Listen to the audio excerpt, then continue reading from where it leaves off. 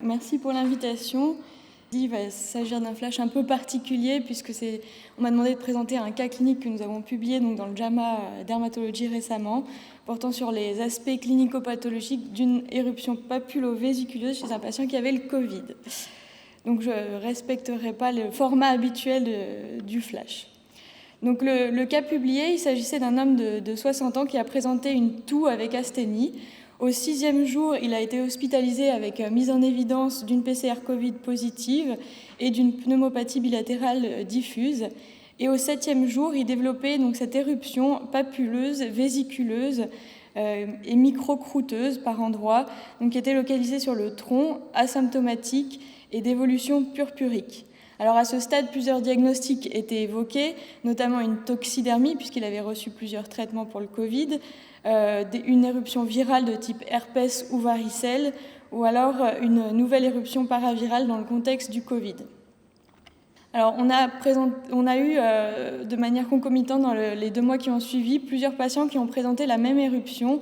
Donc vous voyez là une vésicule, une papullovésicule qui évoluait rapidement vers des petites croûtes, donc une éruption très monomorphe qui était localisée souvent sur le tronc, donc là de manière un peu plus diffuse. Chez ce patient, quelques lésions un peu plus rares, et chez cette jeune dame, une éruption vraiment très profuse qui s'étendait sur les membres. Donc chez elle, on voit bien là les papullovésicules qui évoluaient vers des petites croûtes, donc toujours très monomorphes.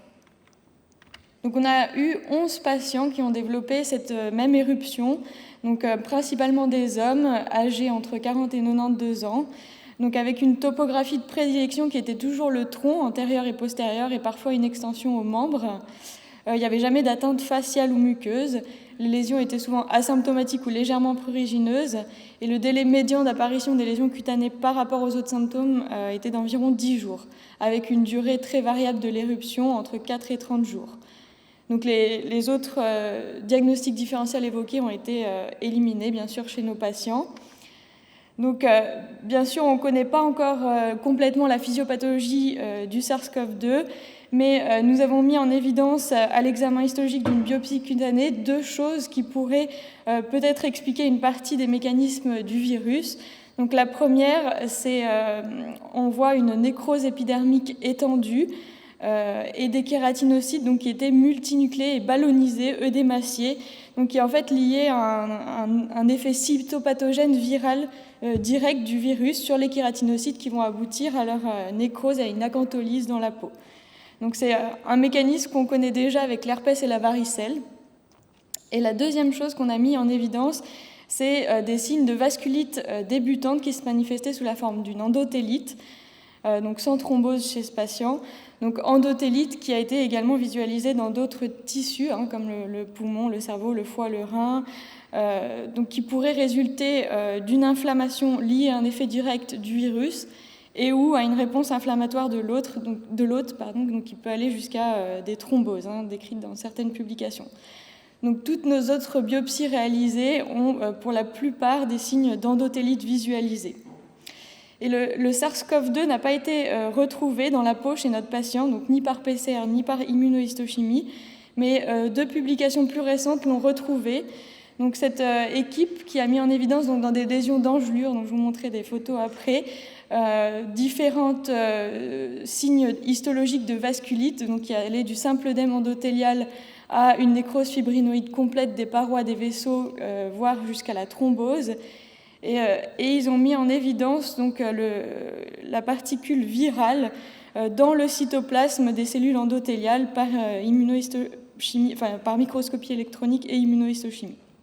Donc la présence de ces particules virales dans l'endothélium des cellules, dans le cytoplasme des cellules endothéliales et les altérations vasculaires qui ont été observées sont en faveur d'un lien de causalité entre le SARS-CoV-2 et les lésions cliniques.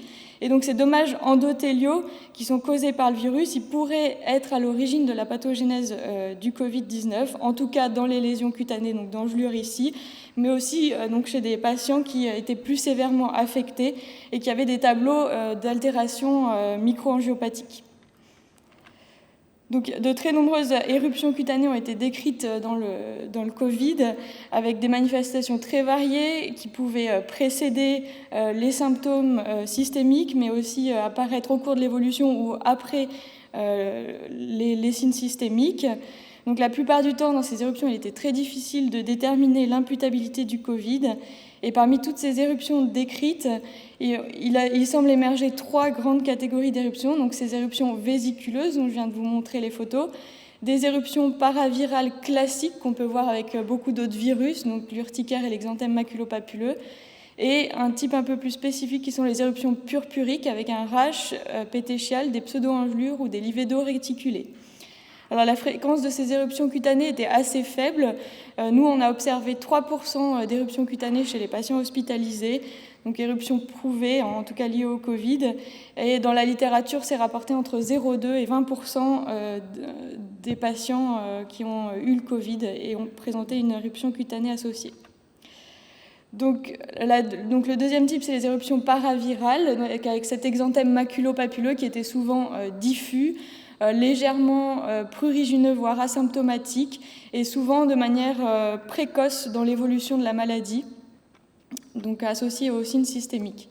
Le deuxième type d'éruption paravirale, c'est l'urticaire aiguë, donc qui est une urticaire classique, fugace, mobile, avec des papules édémaciées qui étaient très prurigineuses. La seule caractéristique qui semblait liée au Covid, c'est que c'était toujours des urticaires très profus, très diffus. Donc, et le troisième grand type d'éruption mis en évidence, c'est ces éruptions purpuriques, donc avec des raches purpuriques qui peuvent être de simples petites pétéchies purpuriques, souvent asymptomatiques, voire des lésions de pseudo-engelures, dont vous avez sans doute entendu parler, avec des lésions qui sont des macules érythémato-violacées, parfois œdémaciées, qui touchent les extrémités, donc le plus souvent les pieds, qui sont souvent asymptomatiques ou alors parfois légèrement prurigineuses ou douloureuses. Et donc ça touchait une population plus jeune et souvent avec des formes post-symptomatiques du Covid. Et c'était observé souvent au décours des signes systémiques, s'il y en avait en tout cas du Covid, donc au décours de ces lésions. Donc vous voyez d'autres macules érythémateuses, parfois plus ou moins œdémaciées, ici chez des enfants. Donc il y a eu beaucoup d'engelures qui ont été décrites chez des enfants. Et donc ça survenait entre 10 jours et 3 semaines après le début de l'atteinte systémique. Voilà. Et donc le troisième type d'éruption purpurique, c'était les lésions livédoïdes réticulées. Donc ça qu'on a observé chez des patients plus gravement, plus sévèrement atteints du Covid, donc essentiellement aux soins intensifs. Donc ça pouvait toucher les membres, mais aussi les extrémités. Donc voilà, vous voyez là sur des mains, les pieds. Donc, et un cas extrême qui a été observé, c'est un patient qui a présenté 2 à 3 semaines après des symptômes systémiques de Covid, une acroischémie avec vraiment une ischémie de tous les doigts des 2 mains. Et il a été découvert de manière concomitante une embolie pulmonaire et une thrombose veineuse profonde. Et donc toutes ces manifestations étaient attribuées finalement à un état d'hypercoagulabilité dans le contexte infectieux lié au Covid. Donc ce patient a malheureusement dû être amputé. Vous voyez des formes très sévères.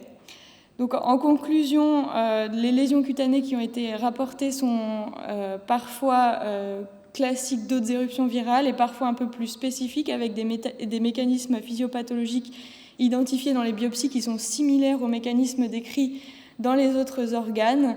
Mais il faut toujours faire attention aux diagnostics différentiels et pas oublier de les évoquer, notamment la toxidermie, parce que c'est souvent des patients qui reçoivent de nombreux traitements associés, ou d'autres éruptions virales, comme la varicelle, qui peut présenter des tableaux très similaires aux premières photos que je vous ai montrées, ou alors des lupus engelures. Voilà, je vous remercie.